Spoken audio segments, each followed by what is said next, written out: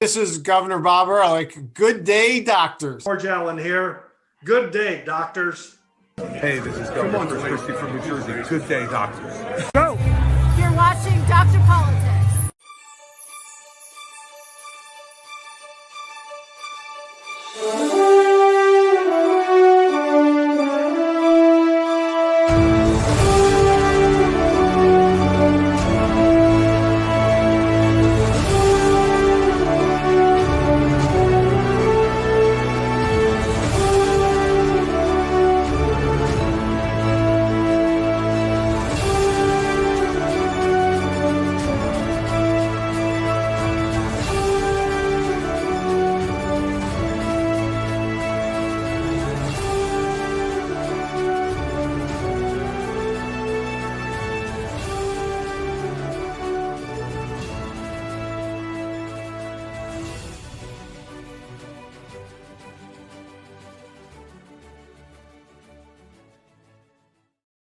Happy New Year's, everyone.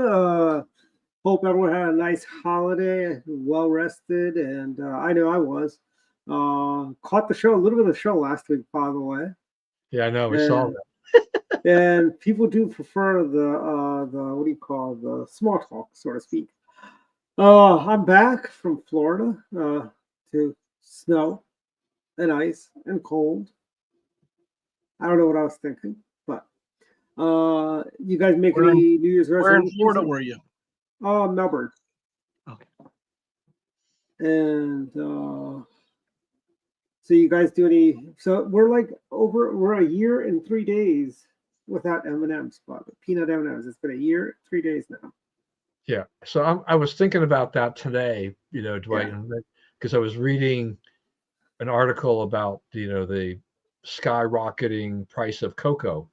And large part of that has to do with the fact that Africa, which grows a lot of that, they're having trouble. I guess there's some disease or whatever with the cocoa pods, and so the price soared to like $12,000 a pound or something, or whatever the weight, whatever the measurement they use. So, and it already had been going up quite a bit. I mean, I think it was already at the $75,000 or $8,000 level. So that's going to, factor in, if it stays at that level, to chocolate prices going forward.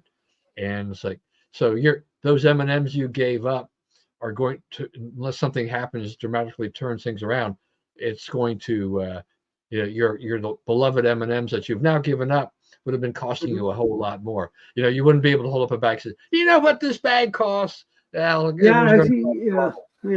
don't actually have any bags.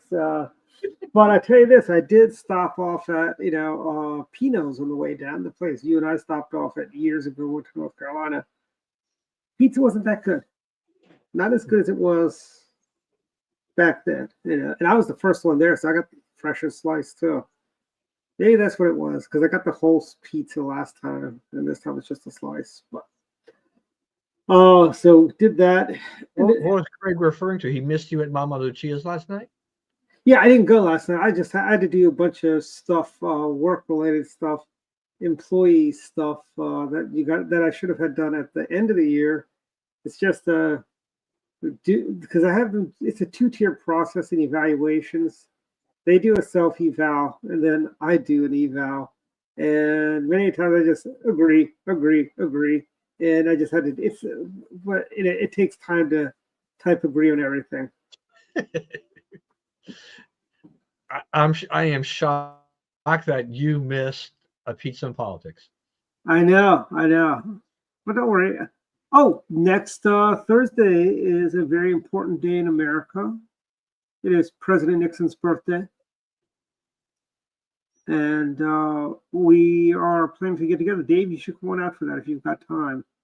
Yeah. It's going to be a lunchtime thing, Don, so you should come too. Where is it? Probably in Bethesda. Haven't picked the place yet, but it's going to be in Bethesda. So I will be out of town. That I should at that time, sometime on that day, I should be holding, or at least maybe later that night, holding my new grandson. Wow, your grandson and President Nixon's going to have the same birthday. Well, I guess it sounds like it. Yeah. So it's supposed to be what, the 16th, you say, or something? No, the 9th. No, 9th. 9th. Yeah. 9th? Yeah, February 9th is Nixon's birthday. February 9th or January 9th? No, What are you talking about? no, for January 9th. I'm sorry, January 9th. Okay. All right. January 9th. Yeah. No, he'll be, since it's a C-section. Mm-hmm. That's right. Yeah, that's right. I guess she's got the thing scheduled for the 10th, so we'll miss it. Okay. Well, That's maybe you good. can That move way- it up somehow so he can be born on Look, Nixon's birthday. I'm still Nixon Day. I'm still a little sore over my wife scheduling our youngest son's when she had a C-section. You know, you schedule it based on the doctor's availability, and so she scheduled it for April 22nd. I'm like, you realize that. Yeah. I prefer Yeah, I remember. of birthdays. Yeah. How'd your dad take that? It didn't bother him at all, but always in the back of my mind is like Earth Day. My kids. I won't forget his birthday as a result. Mm-hmm. Yeah, that is true. And what's funny is, But wait a minute. The 9th is my son-in-law's birthday. there you go. Your son-in-law and President Nixon. Yeah. So Is it true that Earth Day is also Lenin's birthday? No, I do know because my Marxism-Leninism professor used to do Lenin's birthday party. I don't think it was Earth Day. That was always the thing we used to hear back in the day, that it was. And I didn't know if that was true or not. Wikipedia says April 22nd. Yes, so does Google. Yeah. All right. So So we it were is celebrating true. the 22nd. Yeah. Of course, Yeah, for Lenin, there wasn't there wasn't an Earth Day then, right? No, that's Lenin right. didn't figure out they could use the Earth to spread communism. Well, He never made the connection. Well, He here's never made that. this is very an interesting point about, if you think about it, right? You have the radicals from the 60s, the anti-war, peacenik, beatnik hippies, right? They were anti-war. In the 80s, they became anti-nuclear. These are all the exact same. They became anti-nuclear power, right? Yeah. And now they all became environmentalists. So it's basically the same a lot of people. From the class of '68. Yeah. And they've always been very anti-progress. Yeah. That's the way to put it. And they all at some point or another, found their way into Democratic administrations, right? Yep. Mm-hmm. I mean, if you recall, what's his name ended up. You got people that were part of the moratorium movement against the war. But an American experience that we all pay for, Don, on Panhandler Broadcasting. They also have it as a podcast now. When I was in Europe, I did, flying back, I did listen to it. Boy, they had a lot of wackos in there. Yeah, Ralph Nader. Yeah, he was part of it. It was Ralph Nader. Paul Ehrlich, right, of the population bomb. Yeah, and you had David. What's his name? He was in the Clinton administration too. He was what's his name? It's bothering me now. I'm gonna have to Google it to find out. And yeah, Gloria Steinem. Yeah. I assume Paul Ehrlich's not related to Bob Ehrlich. No. I'd hope not. Not even close. Basically it's like, and then you also have people like, you had George McGovern came out of that whole thing. You got I mean, even what do you call? You had all the people that were part of that whole thing. They all got jobs in the Carter administration. Jimmy Carter probably pardoned half of those people because that they ran off. And, yeah, that was and with Carter dying, we start to think about the legacy of Jimmy Carter, and I guess that's part of it. He adopted a lot of that that thinking, certainly in the case of global warming and the population bomb and peak oil, and he was all into that. Yeah, so was Roscoe Bartlett was into peak oil too, by the way. Oh, was he? Okay. Yeah. Like Sam Brown, Jerome Grossman, David Hawk, all those guys, they all had jobs. And I think I want to say David Hawk was Clinton's ambassador to the EU. He had the same job Jim Gilmore had. Okay. And it's and these people, they basically are, and now they're Greta Thunberg has picking up the mantle. Mm. Oh, that's right. Yeah. It took all of them to equal her. Yeah, I don't. It's like, here's the funniest thing. It's like these kids are so clueless. Frankly, they don't know what they don't know. And that's well, I think with Greta, I think it's her parents that put her up to it. How dare you? Yes. I think it was her parents that put her up to that. Please. And you know what I thought was funny? I saw a funny meme, right? She goes that how it's up to her generation to save the planet. Please, your generation can't decide if you're basically you think you can be a boy or girl on a whim, I think Trump had the best response to Greta ever. It's something about go to the movies on Friday and chill, or it was so funny, something like that. He used an expression some kids use today, but yeah. And but it's it's so sad, frankly, but let's talk a little bit about Jimmy Carter's passing. And I've actually got some nice things to say about Jimmy Carter. I gotta pull up my notes so I don't misquote myself. But I'll tell you this: I probably got interested in foreign policy because of Jimmy Carter's bungling of foreign policy in the Middle East. Yeah. Well, my parents became Republicans because of Jimmy Carter. There you go. And I became Reagan Democrats. Yeah. And it's like, but I tell you, he did have one thing, and he's got one thing in common with Donald J. Trump, President Donald J. Trump, is Jimmy Carter actually got lasting peace. The Camp David Accords did hold, and they still are holding to this date. And basically, if we didn't have that little time where Barack Obama pulled the rug out from Prime Minister Mubarak, because remember the radicals that took over after Mubarak wanted to end the Camp David Accords, But luckily, Al-Sisi is in charge there, and now the Accords are holding, just like the Abraham Accords, are holding. And that was done by it's only been done twice. President Carter and President Clinton, And the other thing is, Jimmy Carter was also a different kind of Democrat. He was an anti-communist, and he was not, he was an anti-communist, and he actually loved America, unlike Joe Biden or Barack Obama, who basically think America's a downright racist country, as Barack Obama said, and Joe Biden thinks the biggest threat to America is white nationalism. I think all that's true. Carter was of a different era, but I think still overall very bad. I think one of the negative legacies. He was a very bad. He was a very bad president.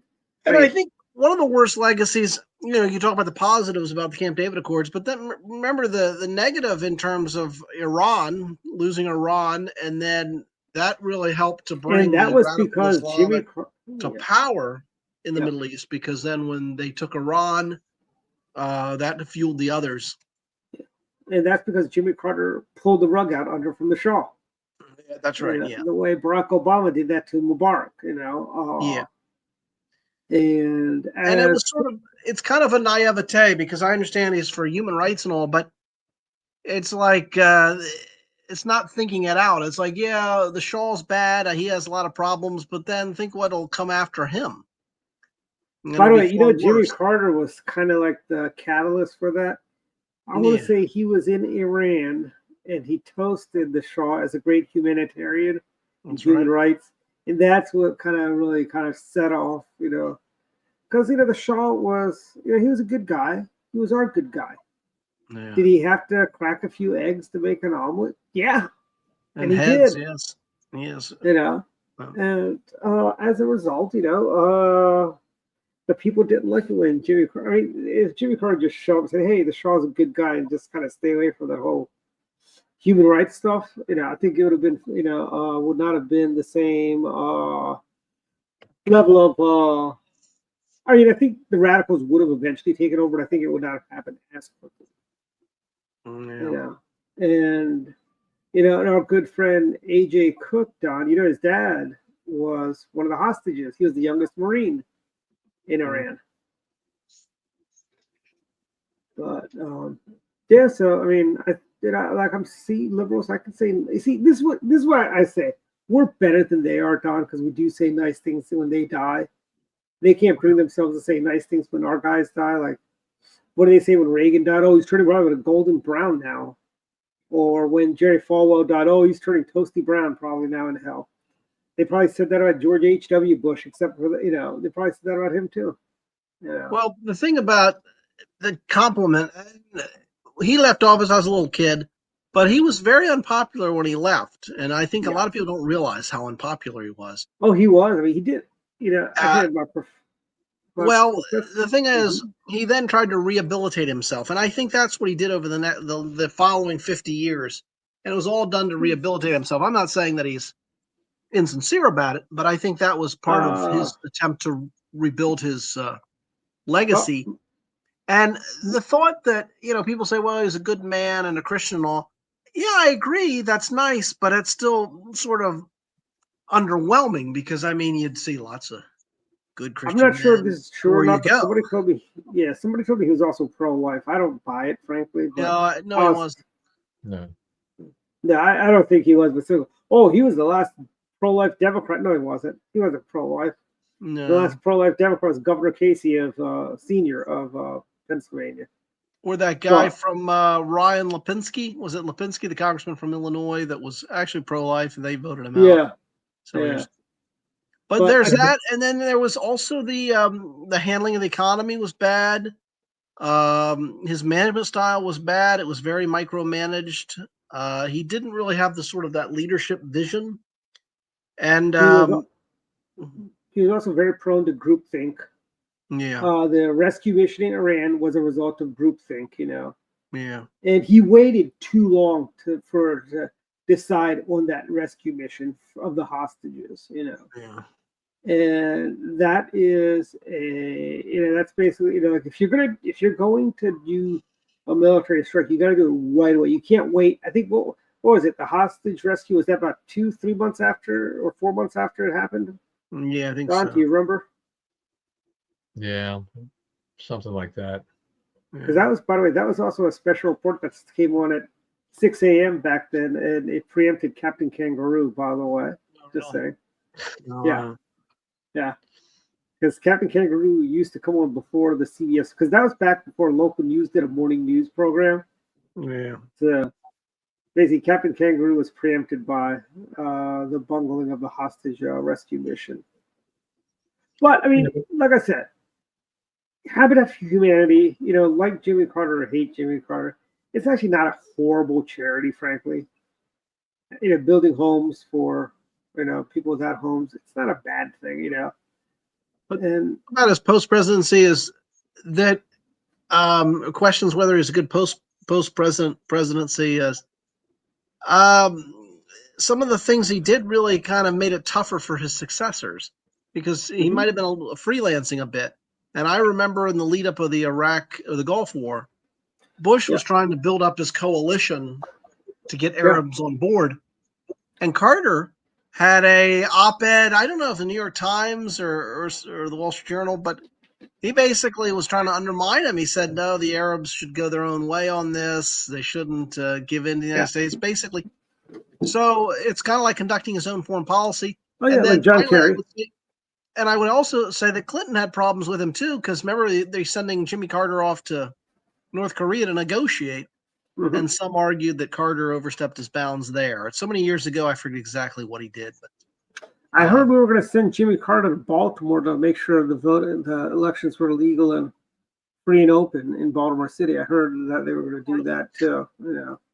Sending in observers. But I do remember in 2000 he did say I could send observers in to watch the counting of the votes in Florida. Yeah, I think I remember that. Yeah. And the other thing about Jimmy Carter, I do want to kind of leave on a high note. So I do have one last nice thing to say about him. But Jimmy Carter, of all the bunglings, remember his speech at the 1992 Democratic Convention? He was so bitter that he lost. He goes, "Let's put George Bush in a premature retirement like they put me in." And I'm like, get over it. It's been 8 years. Move on. Yeah. And he was he also had a kind of a delusional quality, I think, about him, someone like Biden. And that is that he was talking about the election, and like you said, he was still sort of bitter about it. He still believed. Remember the hoax he was pushing about his debate playbook was stolen, and that's why Reagan won the debate. And he claimed that he really did get the hostages out. He negotiated the deal, and it just got delayed. But he negotiated that deal. George H.W. Bush flew there in an SR-71 and told them, "Hey, wait till after the elections to release the hostages." Yeah, that conspiracy they were throwing. And yeah, I remember that one. The other thing about Jimmy Carter is my professor at GW, Leo Rebuffo, wrote a book about Jimmy Carter. And Leo is a hard lefty liberal, okay? And he was telling us how Jimmy Carter grew up at, the Carters were like the town gentry. They were like the richest people in Plains, where and Jimmy Carter used to, he would actually consciously have to try to work to not talk down to people. He would constantly talk down to people. Whereas, and Leo mentioned, yes, Jimmy Carter graced me with an hour of the Bass in his presidential glory for an hour to interview him for his book that he was doing, Jimmy Carter. And yes, you are right, Craig. He gave away the canal in the Isthmus of Panama, as another professor of mine would say. Yeah, which has strangely come back to us with Trump kind of out of nowhere, wanting, kind of pounding all over Panama at this point in time. But I wanted to say too, to David's point earlier about the rehabilitation of Carter and everything, is that, this is a trend that we have seen really for the past 50 years. Look at Nixon, having to resign, going out in disgrace. By the time Nixon died, the whole everything about him, his reputation had totally changed. And time does that, right?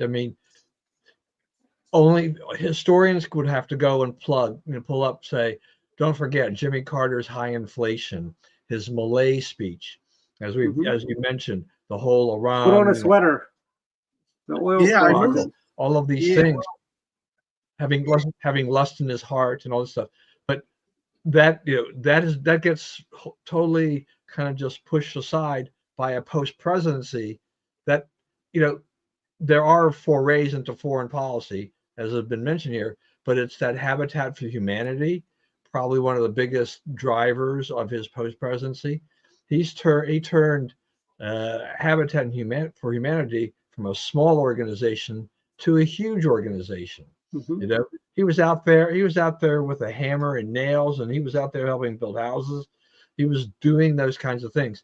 It's interesting too now, because you look at, he also lived, he's also part of a time where former presidents didn't really cash in on their presidency back then as much as they do now, right?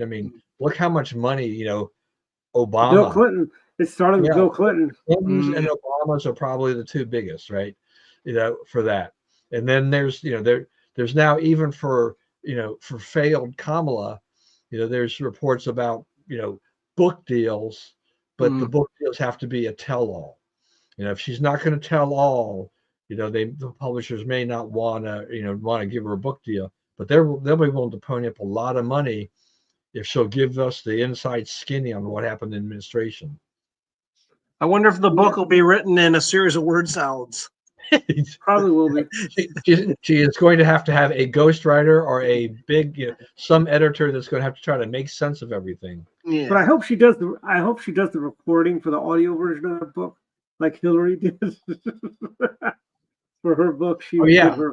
especially if she throws in something that she thinks is funny and then has to cackle. Yeah, that's true. Cackling in the audiobook. Woo! Now, she needs to do her own audiobooks. I actually think authors should do their own audiobooks. I know a lot of people now you can use AI, I think, to do it. Do audiobooks. You can also synthesize your own voice with AI, and you don't even have to read it. You just tell your voice, use AI to do that. I'd like to do mine, my own voice in my books, but You should. I don't have you got to get Audible. You should definitely do that. But Well, yeah, go ahead. I think Carter, it's funny. When he left office, I thought he was the worst president ever. And then Bill Clinton got elected, and I thought he was the worst president ever. And then Barack Obama got elected, and I thought he was the worst president ever. But now after Joe Biden, I think Joe Biden's the worst ever. And I think that'll stand. Well, let me tell you something. It's kind of like this, right? In our county, we had, I don't remember a Republican county executive in my lifetime. Jim Gleason was the first county executive, and he was also a Republican. And I think Gilbert was good. Was Gilbert good, or was he just a congressman? He was never county executive. And yeah, Gilbert Goody was 8th district forever until they switched things around. Yeah, and then Mike Barnes got it. Then Connie got it back. Yeah, but there's but we said Sid Kramer is actually the best county executive in my lifetime because he was a Democrat, but he was more he played ball with everyone. Sid was a good man. Yeah. And then we had after him came Neil Potter, who was horrible. Yeah. He was an enviro, he was horrible. I tried to get Howie to run, Dennis. Craig. I tried to get Howie to run for county executive. He didn't want to do that. He was standing up to the tax and spend of Schaefernomics in Baltimore, in Annapolis. For those of us in Montgomery County, I mean, as you go through this list, Dwight, it's kind of like we're trying to figure out who the best Democrat is, who the least offensive Democrat is. And that's Sid Kramer. That's Sid Kramer, hands down. And it's funny. Doug Duncan was pretty bad, and then Ike Leggett comes in, and Ike's not that bad. Ike is worse than Duncan, and then we have Mark Elrick, who is the Joe Biden of Montgomery County executives. The guy's an idiot. They bungled the purple line. They're going to raise our property taxes down to pay for that purple line. Because we have to use Davis-Bacon rules. And really but it's kind of like what David said here about, I thought this was the worst president. I thought this was the worst president. Yeah. And you think about that, it kind of fits along with even our county executives. It's like, oh, I thought he was bad. Then the next guy comes along and like, okay, well, he's worse than that guy. Yeah. So, I mean, I think that Kramer. I mean, I think that compared to what we've had lately, I mean, Doug Duncan looks good compared to the other guys, right? Yeah. That is the strange bedfellows kind of a thing that we wind up with. Like, okay, he was a Democrat. I didn't really care for his policies, but look at where we are now. I would rather have a Doug Duncan or a Sid Kramer than a Mark Elrick, right? It just I don't have Ike Leggett over Mark Elrick. Just think how bad this guy is, Yeah, no, it's just. And the sad thing is, Ike was never that. I knew Ike from other things as well, and he was never as crazy as he became. He actually was a common sense Democrat. He supported Sid Kramer in 1990, and. Ike, but he turned out, but this guy, I think it's like every Democrat just says, hold my beer. You think this guy was bad? Yeah. I'll show you bad. Yeah. And I'm willing to bet the next Democrat president, if we ever have one, will be worse than Joe. It's going to be, it's a tough act to follow. It's a tough act to follow. Well, the question is, though, will the Democrat Party moderate to try to come back, and I don't think so right away. And the point is, remember after Carter, this is the other Carter legacy. No Democrat. It took 3 elections. They lost 3 elections before they elected a Democrat again, because you had Reagan, obviously 80, Reagan 84, Bush 88, and then Clinton came back. And then Clinton was more of the moderate Democrat. So the party shifted. They didn't like that. They wanted someone more like a Cuomo, but they moved to the center generally with Clinton because they were out of the White House so long. I think they will not moderate by the next election. I don't think they'll moderate. No, they're going to have to lose 2 more elections before they come to the census. Oh, that's my point. I was trying to make that. That's what I'm saying. Yeah, I don't think they moderate in 2028. Yeah, I think they're still, kind of sniping at each other and trying to do their postmortem of this election, and they don't have, any real idea of what went wrong. There's a lot of backbiting. I mean, the Republicans there's always a lot of, kind of internecine warfare going on in the. Today our speakers fight for our speaker. Yeah. So, but the Democrats are facing at least for now, kind of a crisis because they lost a race that they thought they were going to win. To dump the incumbent, bring in your vice president, and then watch the vice president go down in flames. That just puts them in a deep hole. And especially when you got a guy like J.D. Vance, waiting in the wings, who's now the front runner. There was a piece the other day about from Rachel Maddow, who said she got it wrong. She says hey, he says I really thought that J.D. Vance was going to scare voters more. And she wound up underestimating him like a lot of the liberals did, because we wound up with J.D. Vance, who, I mean, he's only been in office a few years, but he showed himself on the campaign trail to be a great speaker, a great surrogate for Trump, and very forceful debater, just a lot of skills, and willing to fight toe to toe with the Democrats. That it's like, oh, okay, this is not the guy we thought. Who do the Democrats throw? Who did Harris choose? She chooses Tim Walz. It's like night and day. It's like they've got nothing. Mm-hmm. Well, the scary thing, speaking of who they might bring up, he's in your state, Wes Moore. They're telling. So let me tell you, he's driven this state from a net surplus to a deficit. He's not even submitting a balanced budget, this guy. Yeah. Okay. He is basically one of the worst governors we've had since Paris Pendenning, frankly. Yeah. Or maybe Martin O'Malley. Yeah, Martin O'Malley is worse. Because Bob Burlick left him with a huge surplus, and he went through that too. Yeah, O'Malley was bad. Wes Moore. And here's the thing, look at their bench. They got Wes Moore, who's not doing such a great job running the great state of Maryland. The purple line is now over budget and delayed. It should have been opened by now, frankly. It should have never been built. That's true tue. Yes, thank you. That's the one who shall be nameless. As much, I'm generally, fairly pro Hogan on things. I mean, I think he did a pretty good job as governor given the circumstances. Yep. And I know a lot of Republicans in Maryland don't feel that way, but that was just a sop to the liberals, and that should never have happened. You and me and everybody else in Maryland is paying a lot of money to fund that thing that never should have been built.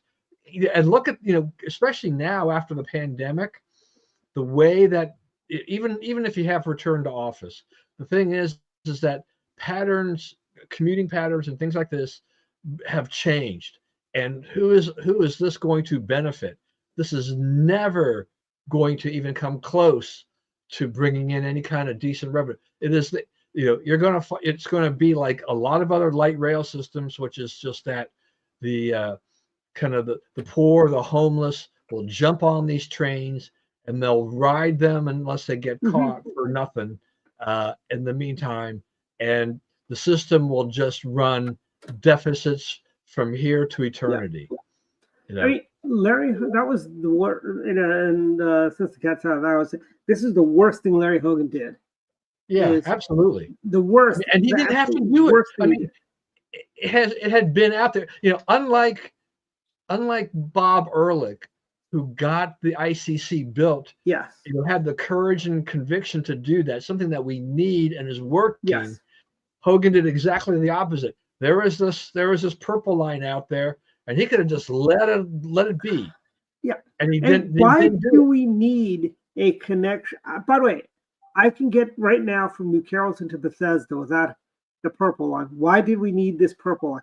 Are people incapable of taking the train to Metro Center, hopping on the red line, and going to Bethesda? Is that so hard?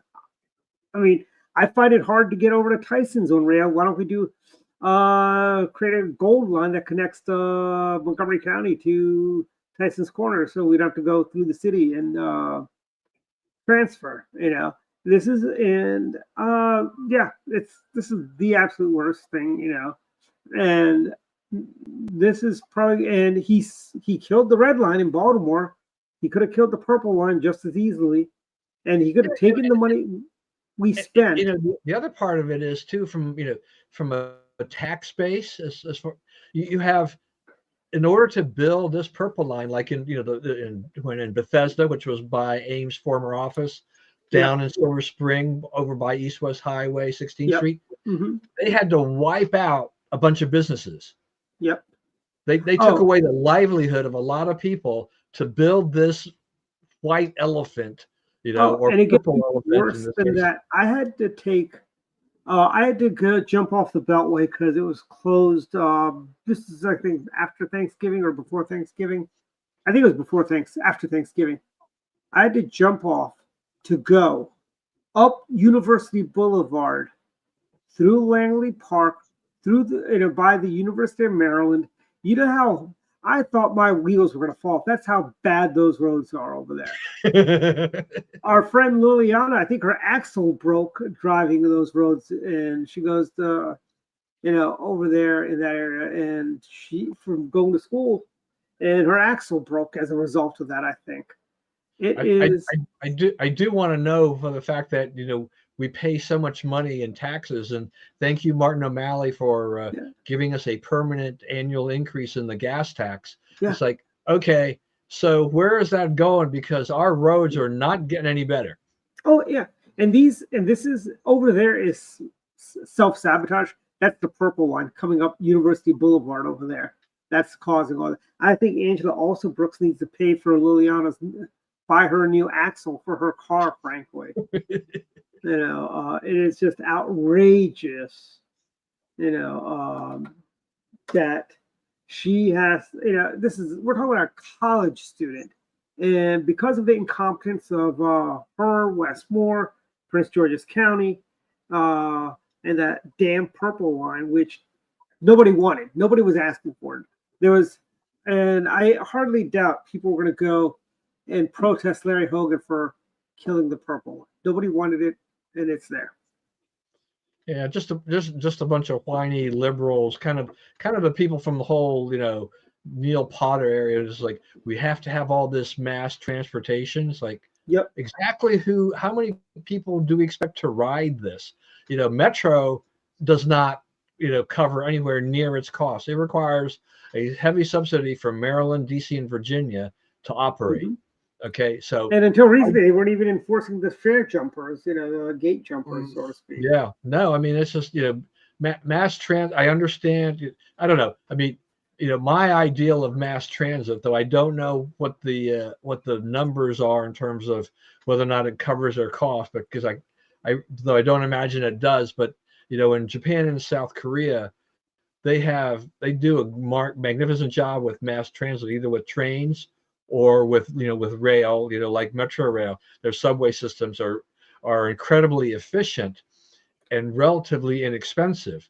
Now, the government could subsidize that. They probably are, considering what the fares were the last time I was there. But it's a small country. These are small countries that have to move a lot of people around. So that makes sense for what they do. They want few. They need to have fewer cars on the road because they just don't have the capacity to handle cars. So they put buses and they put subways out there to try to keep people moving from point A to point B, so they're not clogging up the roadways. But we're not doing a very good job with anything related to transportation at all. Thank you, Pete Buttigieg. Yep. You've done a magnificent job over the last 4 years. Yeah. Saw nothing. Yeah. Well, he was. How long was he on maternity leave? 2 years. Did he get that long? Did he? Was he that long too? I mean, look, he didn't go to East Palestine. Frankly, that's true. Including our friend Josephine used to call him Mark Ehrlich. I do. Then we kind of got off a little bit. David was talking about, we're talking about the bench.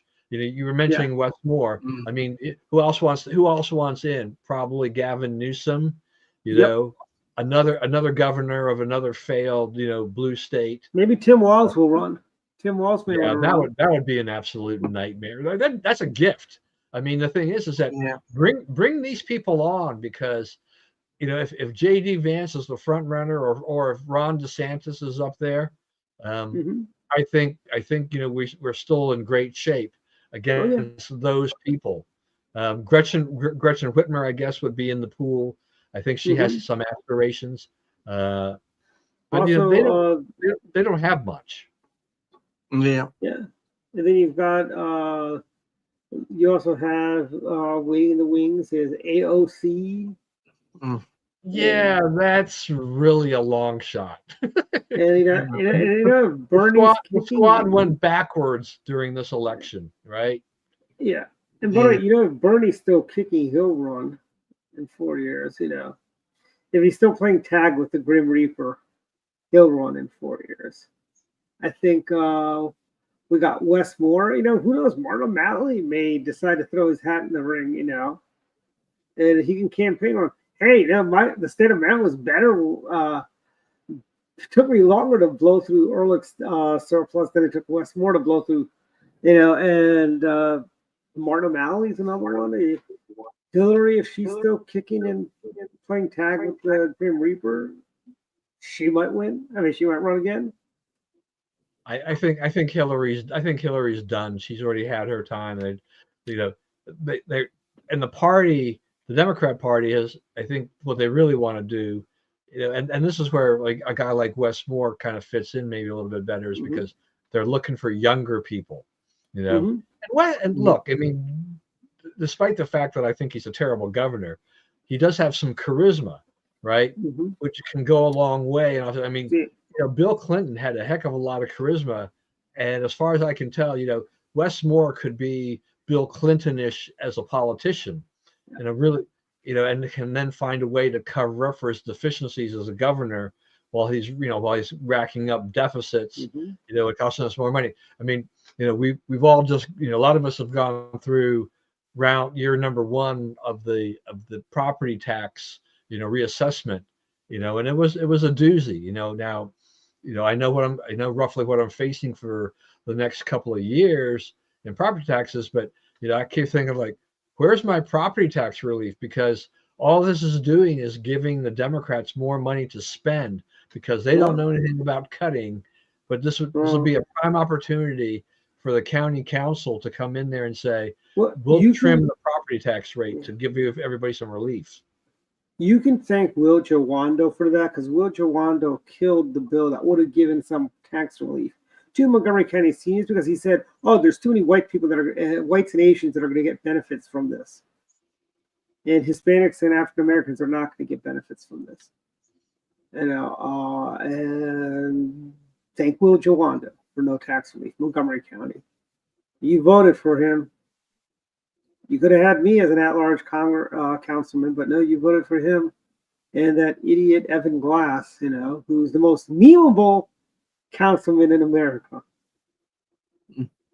Yeah, I mean, look, if I didn't have a mortgage that was paid off, I'm sure I'd be living somewhere else by now.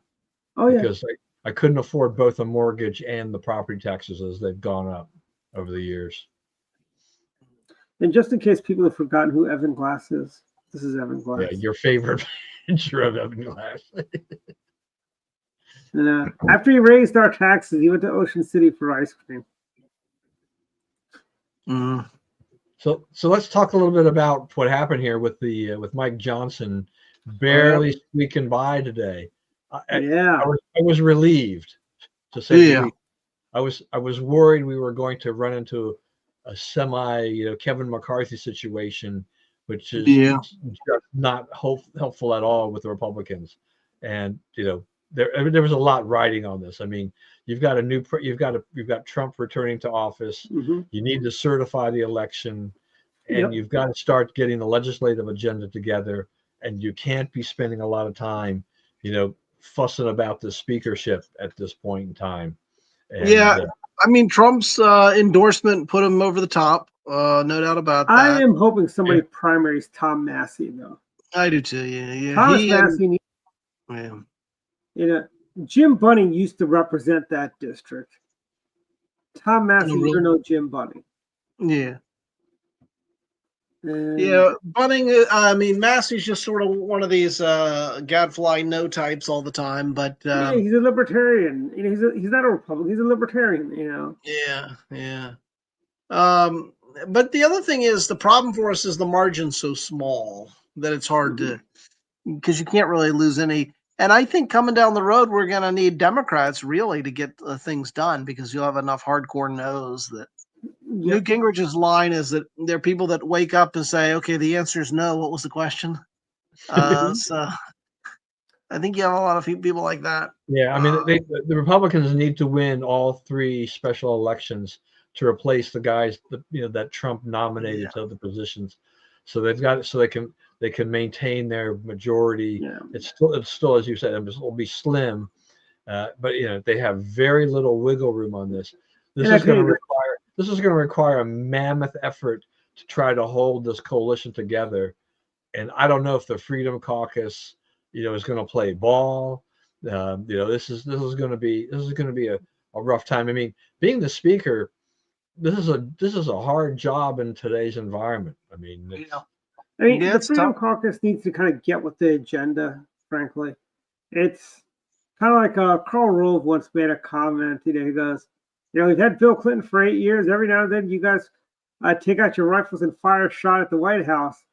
But you forget that it's a Republican now that lives in the White House. It's not Bill Clinton. And I think a lot of these guys need to get with the program. We have a Republican president, and we've got a Republican Senate and a Republican Congress. The president sets the agenda, not the Freedom Caucus, frankly. Yeah. And I will say that I hope that, there's been a lot of talk about spending. I mean, if the Republicans at least will go back to their former roots as, fiscal hawks, that'll be a good thing for us. But go back to find the Tea Party roots, frankly, so we can. Because honestly, there's a lot of room to cut over at HHS, USDA. Social Security, Center for Medicaid, Medicare. There's a lot of fat that can be trimmed from various agencies and departments, frankly. Well, I was reading an article in the Journal about Argentina and Milei, what he's done there, and he has slashed government. He has lived up to his promises about what he was going to do when he was elected, and it's turned a lot of the Argentine economy around. And as a result, I think, okay, now Trump has said a lot of things about, let's do this, or Ramaswamy and Musk have talked about doing the same kind of thing. And I thought, our government doesn't run like the economy does in Argentina, but you do have a guy like Milei who has just basically cut jobs, done this kind of thing like this. I say, Musk and Ramaswamy should look to Argentina and say, what do they do, and what's the differences between the U.S. and Argentina, to see what can we do like them to start cutting the size of government and trimming this ridiculous $6.2 trillion budget. And the sad problem with that whole thing, Don, is we've got a brewing, I don't want to call it a civil war, but we got a little former Trump folks like Bannon is against the H-1B program, which Vivek, as well as Elon, as well as the president, are all in favor of the H-1Bs. I'm sorry, we graduate kids that want to. We've got more women's studies graduates than we have engineering graduates in this country, frankly. I think Trump, he was critical of the H-1B program before, but I guess today or whatever, I think he kind of clarified, his position now, really, which is that he doesn't want to see the system abused to where companies are replacing Americans with lower paid foreign workers. We want the talented foreign workers. If they've got the capability, we want them to contribute to our economy. We want them to give them a job. Yeah, and what I think we need, Don, is like a Kennedy-esque program for expanding the math and sciences for the space program. I mean, we're never going to get to Mars with all these women's studies majors, frankly. We need to incentivize, we need to, colleges and universities, what they also need to do is trim the core curriculums, get rid of all these humanities that you make engineering students take, frankly. No engineer cares or needs to take a poli-sci class, frankly, to be a good engineer. Let's the state of Texas, when Rick Perry was governor, asked the Texas Department of Education to come up with a $10,000 undergraduate degree, and they did that, and that's how they did it.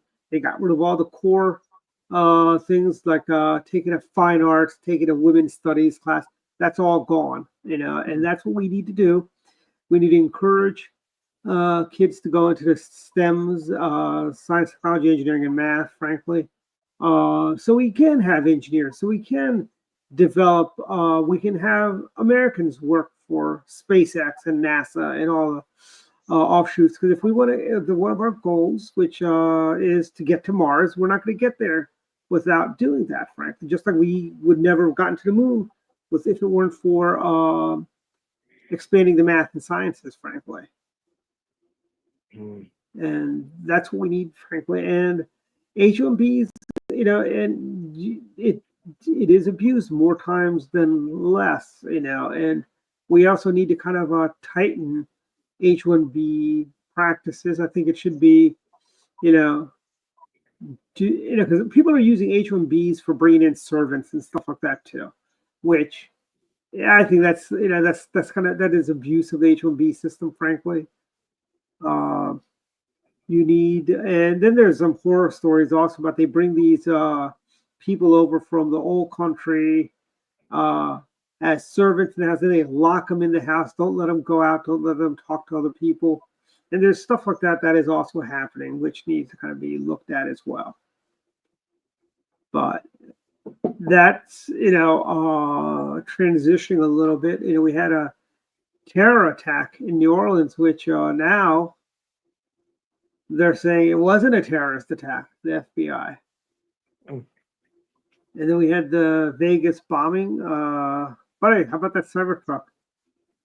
Well, the Cybertruck thing is fascinating in the sense that Musk came out and his comment was that he's like he says, you're missing the point, you morons. That is a badass truck because that truck basically kept everything inside instead of having this massive explosion. So I mean, the thing was like an armored tank, that basically imploded inside. But that was it. It was because you saw the truck, right, and it was still largely intact. Yeah, he says he can get it back. He can make that roadworthy, is what he was saying. He wants to buy that truck to prove a point by making it roadworthy again. Yeah, well, I want to. Yeah, well, see, I want to know, since both individuals, the one in New Orleans and the one in Vegas, rented those things using Turo. I kind of wondered, is like, what does the Turo agreement say if the renter winds up destroying, your vehicle? Who's paying for the replacement of the vehicle? Because that's, if I'm the corporate people at Turo, I'm like, oh, this is not a good look for us.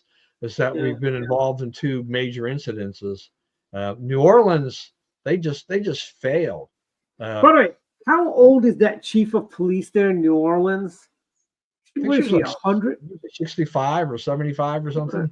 She looks a lot older than that. Well, the thing too is When I that first saw her, I go, "What's the grandma from Grandma Walton doing on television dressed as a cop?"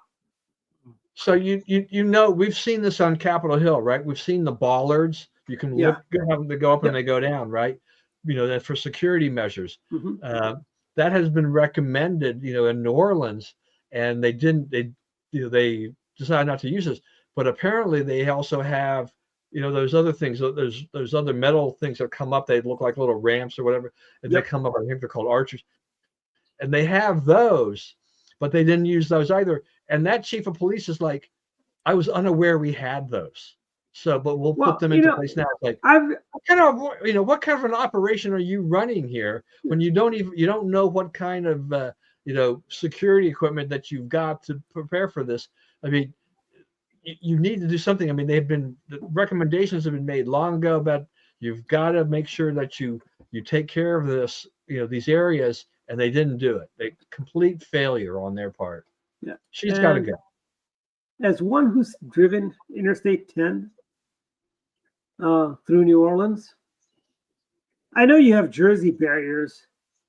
Why didn't they just put a Jersey barrier up there, frankly? Is what I want to know. Why couldn't they use a Jersey barrier? And that would have done the trick too. They put a police car out and the guy just like drove around it. Yeah, just take like 10 of the Jersey barriers you have on I-10, slowing down traffic, and put it there. That would have done the trick. I think they were using they are a former French colony, right? It's like the police there took the brilliance of the Maginot line and applied that to New Orleans. Mm. They didn't realize the terrorists could go around it the way the Germans went around Maginot. Yeah, I don't know. I mean, I'm sure they had their reasons, but I'm sure that's also part of the failure of their police department to do anything. They do have they have a lot of tourists in town because they were having a bowl game that was part of the college football playoffs. So there are a lot of people in town moving around. So you're using Jersey barriers and things like that. It wouldn't be pretty, but it's like, who are you? If you should be protecting these people.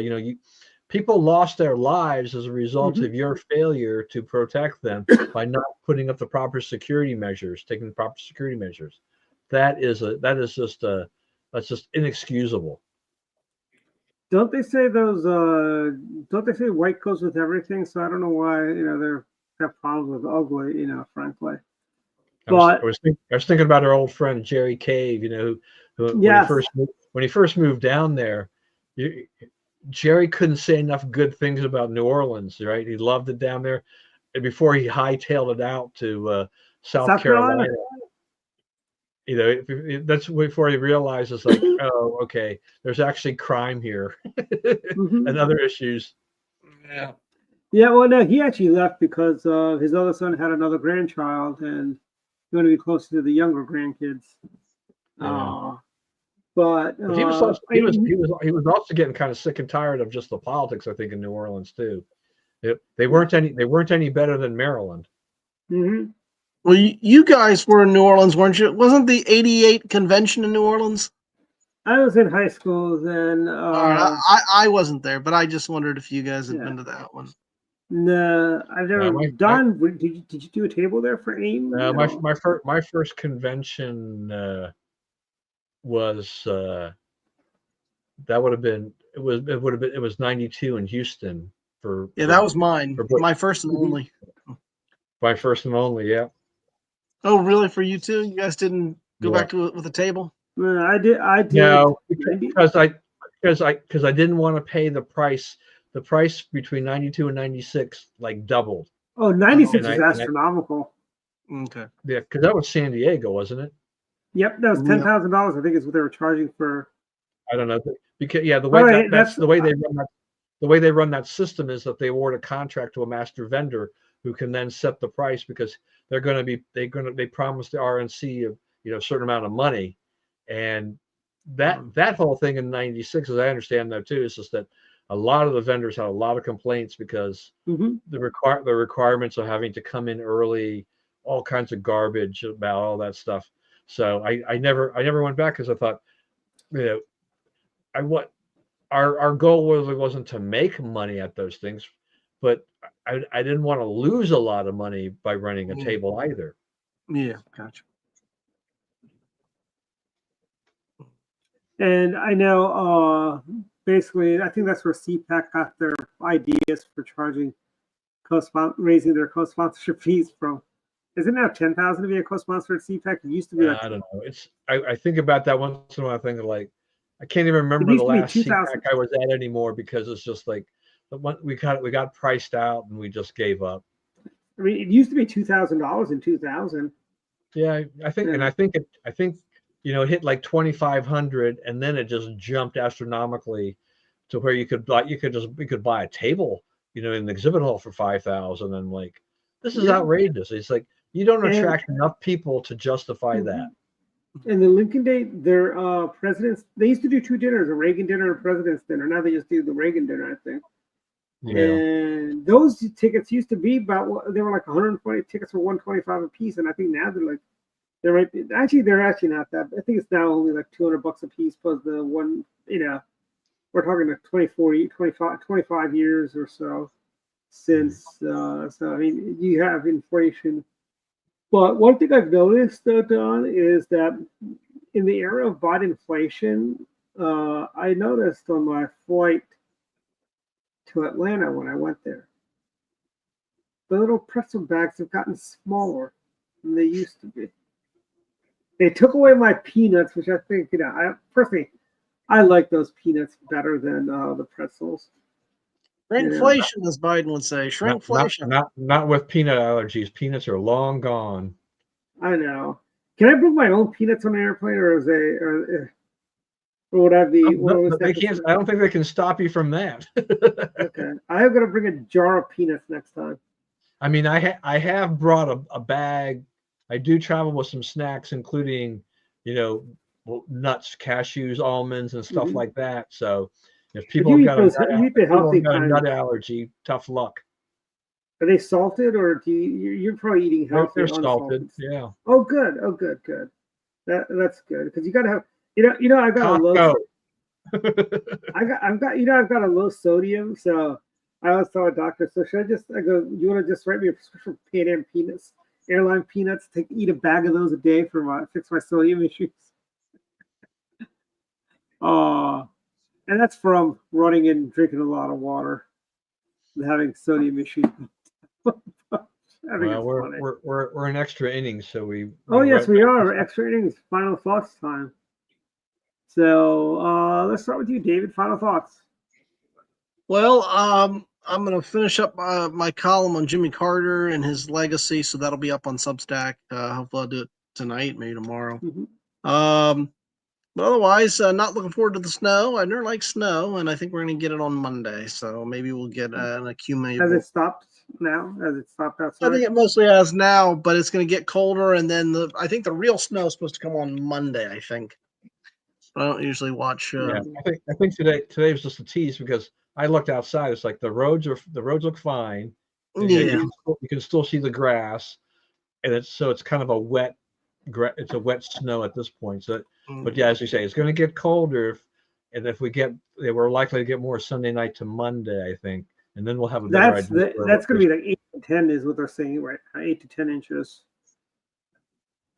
Well, I hope maybe it'll be fake. All I want to make sure is that everything is cleared and ready to go, so I can fly out of here on the 9th. Okay. Are you flying on Breeze? No, we're having to fly we go to Evansville for this next one. So okay. My wife has been, she's been poking around. It's been funny because she's really good about trying to figure out with the airfare using miles. American flies into Evansville, and my daughter kind of changed the dates on us, and I'm like, oh no, it's like, the closer we get to the date, I'm thinking like the more miles it's going to cost me if I got to switch. But she decided to check out a Dulles. We've been doing the BWI flight. She found a flight that was fewer miles far fewer miles than the ones we were taking out of BWI. So Mhm. we'll fly out of there, and I'm going to come home a little bit early, and then she's going to stay a couple extra days to help out. Because I can play with the grandkids, but on the other hand, I'm of absolutely no use with a new baby. My wife can do she can do all that stuff, and I think this is better for her. As I told Jeremy when little Andy was born, I go, Jeremy, cute kid, but I'll see him in 6 months when he's falling around and more entertaining. And I go, don't take it the wrong way. I said the same thing about you and your brother too. But yeah, and good luck with the cats. How long are your cats sitting? Oh, just a night. Okay. All right. Well, that's it for my final thought. Then. Okay. Don, final thoughts? Final thoughts. Yeah. So one of the things is that the judge up in New York, Trump is going to have to face sentencing next week. Now he's not going to face any jail time, but I guess they're going to levy a fine or whatever. Here you've got the incoming president of the United States, and they're still going to go through with this farce. I think that's ridiculous. Our old buddy James Carville has penned an op-ed in the New York Times talk about why he was wrong about the 24 election. I noticed that we've had several media people, bloggers. I think David, you and I may have talked about it before too, about Chris Cillizza having his mea culpa, but several others have come forward to say, they blew it on the cognitive decline of Joe Biden, and they should have done something about that sooner. But Jan Crawford from CBS News, when she was on Face the Nation, she said it was the most underreported and uncovered story of 2024, and she just felt it was incredulous that not only did the media basically ignore what was painfully obvious to them by June 27th of last year with the debate, but then we had Joe Biden coming out and talking about, well, I probably would have won that race. It's like, who in their right mind thinks that Joe Biden would have won this race? Yeah, just delusional. Absolutely. Maybe if he's around in 4 years, he'll run for president. It's like, give me a break. Yeah. It's like, that's more of Joe Biden's cognitive decline is saying that I could have won this race. No, it's like she did better than you would have done, but there were a lot of issues that she was a horrible candidate, and so the Democrats were in trouble probably from day one with all of that. Yeah. And then this is a little bit different. So I was in Costco, I don't know, sometime in the last month. I can't remember exactly when I saw this, but so you see in a lot of homes, you go into those, you see those picture frames that you load pictures to, and it just kind of rotates into thing. And I've never bought one of those. Okay, I think they're kind of cute and everything like that. It'd be nice to have pictures of the grandkids, kind of just sitting there reminding us. So Costco had these frames, and I recognized the name, and I'm like, I went ahead and bought one of these things, and it was probably more expensive than most of them. And it's only taken me 3 or 4 weeks or whatever since I bought it to finally set it up today. But the one thing I like about this frame, this digital frame, is that you can invite people to contribute pictures to your frame. Oh, cool. And it's unlimited photos. So I invited my kids, and I invited my brother-in-law, who has taken a gazillion pictures of the family over the years. So he's already started to add some pictures to my frame that'll appear from my wedding, for example, that'll appear from time to time and everything like that. So if you've never seen this thing, you got to check out the Aura frame. What's the brand? I don't know if Costco is still selling them, but if Costco sells it, it's going to be a good price. Yeah, that's true. That is true. Costco should be sponsoring our show, by the way. We have talked about it quite a bit. I'm definitely a Costco rooter, booster, whatever. I mean, I don't like Sam's, frankly. I don't know. I just Same feel has, weird. same has its value. I mean, I have memberships to both. We use both, but we use Costco. You compare, maybe Sam's Club 5% of the time compared to Costco. You know, And would you say Costco's is you get better quality of products there, like even like the food, like you can't. I don't think you get brownie brittle at Sam's. You get it at Costco's. You can get yeah. the. Yeah. I mean, look. I mean, Costco. I mean, you walk into a Costco and you walk into a Sam's, very different clientele, by far. Mhm. But the interesting thing is that because Sam's was, for where my daughter lives in Indiana, because the Sam's Club had been there for years and years and years. When Costco came in a few years ago, uh, Costco, by my observation, has not taken away a lot of the Sam's Club business because the Sam's Club is busy Mhm. as heck. And I think one of the advantages, one of the things, and my daughter likes Sam's, is because Sam's, she can order online and then drive up there and pick up her order. Mhm. Something that you cannot do at Costco. If we want something like that, you got to do it like an Instacart. But she can go ahead and order. They'll pull the order, and they have a whole setup over at least in Evansville, which is much better than the one we have up in Gaithersburg, to come and pick up to get your stuff, and they do a really good job. And I think that keeps a lot of customers coming back and wins a lot of people over. So that I can walk into both stores and I'm like, I don't really see that much of a difference between the clientele in there. So And anyway, back to you. all right, final thoughts. I'm gonna pick up on your Costco line. There's a Costco's right by my place in Florida, and there's a what do you call it? There is a Sam's. Not you got to go further to go to the Sam's, but hey, it's not crowded. I can go any time of day, in and out pretty fast, and it's just I don't know. I just don't like going to Sam's. I don't know what it is about Sam's that I don't like. Maybe it's because like a lot of stuff they sell is made in China crap. I don't know. How do you feel about Walmart? I don't. I have not gone. I've only gone to Walmart once, and that was to buy. What did I buy? I think I needed to buy like batteries or film or something like that. No, batteries is what I needed to buy. That's why I went there, and it was the Walmart in Salisbury. So And that may be part of your Sam's bias too, right? Because Walmart owns Sam's. yeah, that's true too. And it's funny. There was a History Channel did a thing about how Sam Walton really wanted to buy Price Club, which merged with Costco's and became Costco's. And basically, the guy Price, who owned Price Club, basically gave him a few expletives when he said, "I want to buy you for this much."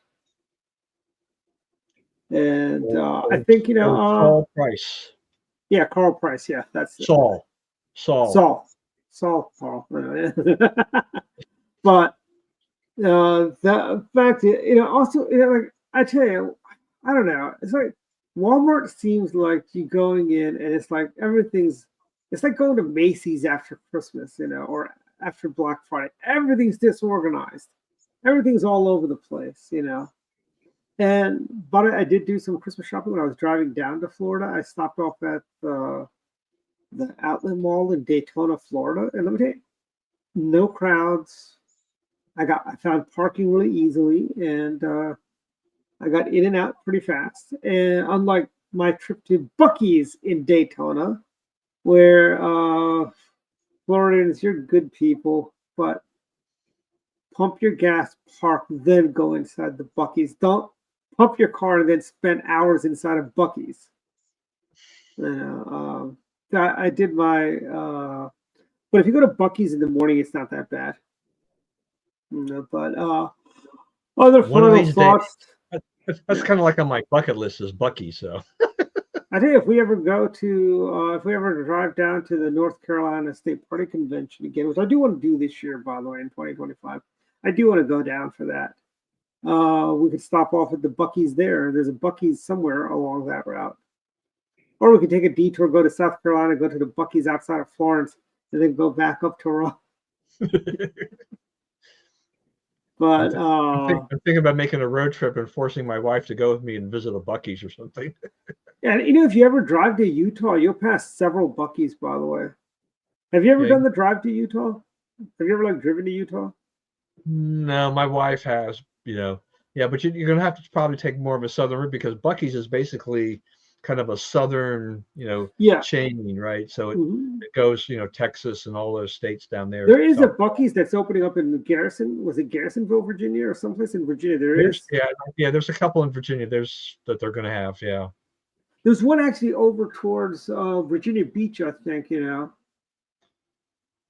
I think there was one in the direction of Richmond or something. So I don't. Yeah, there is a Buc-ee's sign. I always stop at the Loves, Flying J. I know you love Loves.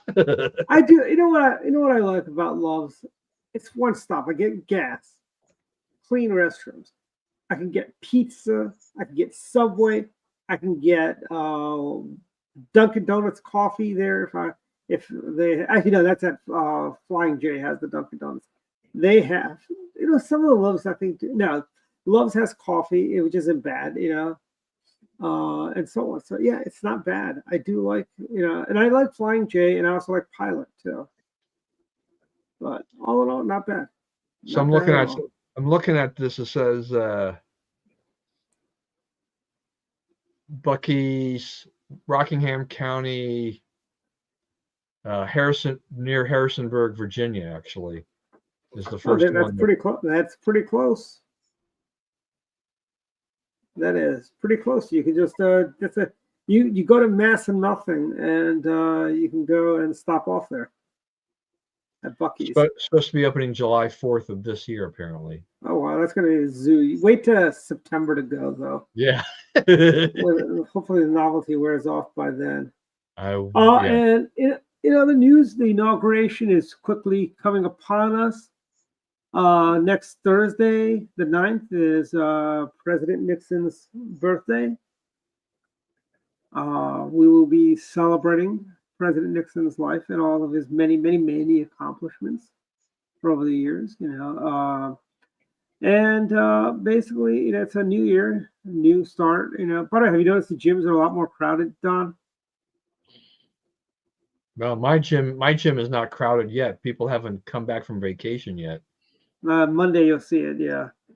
Well, I'm also finding the running paths are also more crowded than before. And it's been cold, so you can't really go as far. Today I was only able to run 3 miles. It's like I had to stop, and then I walked back. So the other 3 don't count, frankly. But yeah, that's about all I've got from final thoughts. We're really in the extra innings today, 20 minutes over, 18 minutes over. But good night, everyone. Good night. All right.